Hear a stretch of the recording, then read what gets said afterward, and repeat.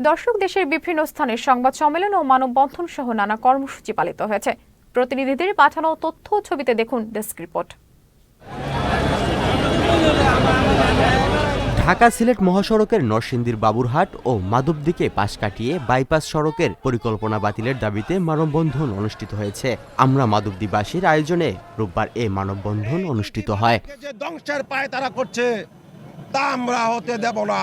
রংপুরে prepaid metre বন্ধের দাবিতে মানববন্ধন করেছে রংপুরের সচেতন নাগরিকরা। রোববার রংপুর নেস্কো অফিসের সামনে মানববন্ধন করেন তারা। বগুড়ায় চাকরিচ্যুত বিডিআর সদস্যদের চাকরিতে পুনর্বহালের দাবিতে মানববন্ধন ও জেলা প্রশাসকের নিকট স্মারকলিপি দেওয়া হয়েছে। রোববার জেলার সাতমাথায় মানববন্ধন করেন চাকরিচ্যুত বিডিআর সদস্যরা। তাহলে দুনিয়াতে আমরা বড় আফসোস নিয়ে যাব। গাইবান্ধার সাদুল্লাপুরের ধাপের হাট ইউপি চেয়ারম্যান শহীদুল ইসলাম শিপনকে জড়িয়ে মিথ্যা অপপ্রচারের প্রতিবাদে সংবাদ সম্মেলন অনুষ্ঠিত হয়েছে। রোববার ধাপের হাট ইউনিয়ন পরিষদ সভাকক্ষে পরিষদের 8 সদস্যকে সঙ্গে নিয়ে সংবাদ সম্মেলন করেন চেয়ারম্যান। আমার বিরুদ্ধে এই 4 জন ইউপি সদস্য তাদের স্বাক্ষর জাল করার অভিযোগ করেছেন।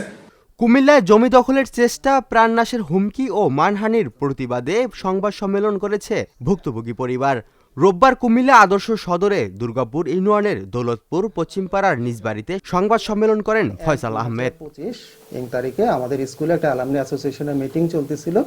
বগুড়ার কাহালু উপজেলার আলোরা গ্রামে দেলোয়ার হোসেনের কাছ থেকে জমি লিখে দেওয়ার নাম করে 11.5 লাখ টাকা আত্মসাৎ ও প্রতারক লোকমানের বিচারের দাবিতে মানববন্ধন অনুষ্ঠিত হয়েছে। সোমবার আলোরা বাজার এলাকায় গ্রামবাসী এই মানববন্ধনের আয়োজন করে।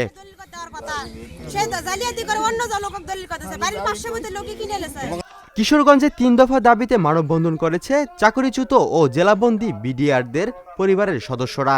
রোববার কিশোরগঞ্জ প্রেস ক্লাবের সামনে মানববন্ধন করেন তারা। অযথায় নির্দোষ 18,520 জনকে বিনা বিচারে।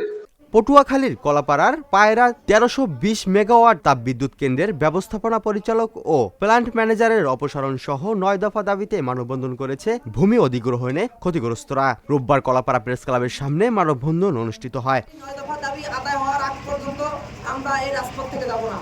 গাজীপুরের ঢাকা ময়মনসিংহ মহাসড়কে জাতীয় বিশ্ববিদ্যালয়ের মাস লেনে 2 মোটরসাইকেল দুর্ঘটনায় মহাসড়ক অবরোধ করেছে বিশ্ববিদ্যালয় শিক্ষার্থীরা।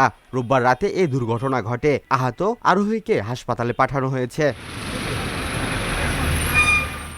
নারায়ণগঞ্জের রূপগঞ্জে মিথ্যা মামলা প্রত্যাহারের দাবিতে সংবাদ সম্মেলন করেছে ভুক্তভোগীর স্বজনরা। সোমবার সকালে উপজেলার ভুলতা ইউনিয়নের পাড়াগাঁও এলাকায় ভুক্তভোগীর বাড়িতে সংবাদ সম্মেলন করা হয়। এ সময় উপস্থিত ছিলেন অভিযোগকারী শাহিন মিয়ার বাবা লিয়াকত আলী, মা শায়েস্তা বেগম ও রোজিনা আক্তার সহ প্রতিবেশীরা।